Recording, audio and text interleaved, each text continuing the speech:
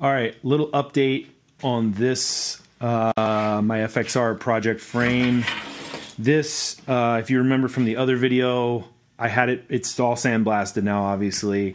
I spent a bunch of time going in here with a carbide, basically grinding down all the crazy rough MIG welds that were in this thing. I cut off the latch and the hinge.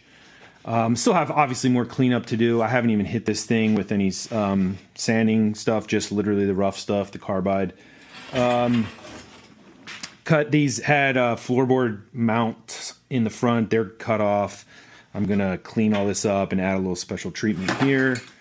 Front mount for the tank is gone. I added a hole here for the internal wiring. Trimmed this, was actually fatter here. I trimmed this down. This is going to get boxed in. I'm going to do a cleanup here where it was dented.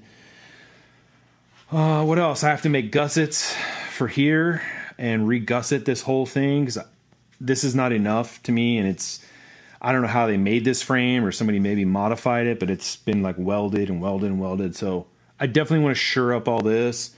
So that's going to get touched. The Sportster, I'm doing a his and hers. I don't know if I said that in the other video. I'm pretty sure I did. So this is going to be my FXR. This is going to be my girl's Sportster. Same thing. I cut the neck gusset out of here. This is just a rough cut. I got to pull the motor and turn the frame upside down and clean all that. I already started making a louvered battery box, a little louvered electrical panel here. Doesn't look like anything right now. The shop's a mess, whatever, but you get it. And just for reference, I mean, this is kind of the tank I'm going to be working with. It's a deep tunnel tank, obviously, as most Sportster tanks are. So I have to make a front motor mount that's going to raise this up. Similar to the shovel head, I'm going to make a patch that goes inside this. I also have to add a different petcock here because the petcock currently is almost up here in the front. I basically will have no gas in this thing. But yeah, it's a pretty wild tank. I got off my buddy Rob a couple years ago. I've been waiting to use on this bike. It's going to be pretty sick. I'm keeping this paint. I haven't done this, and I'm really excited, but I'm going to do a matching frame color to tank and oil tank, so all will be this magenta color.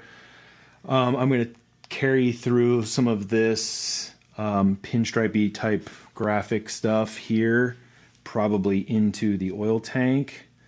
Chrome rear fender, Zippers 120 motor, Sirianni front end, 1821.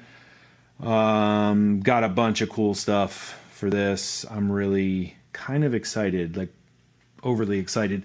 Again, this being an old tank, I'm going to go back. We're going to touch up a lot of this paint stuff, sand it, re-clear it, buff it, the usual. And then the Sportster will have not the exact tank, but a similar shaped tank with a similar motif graphic on it.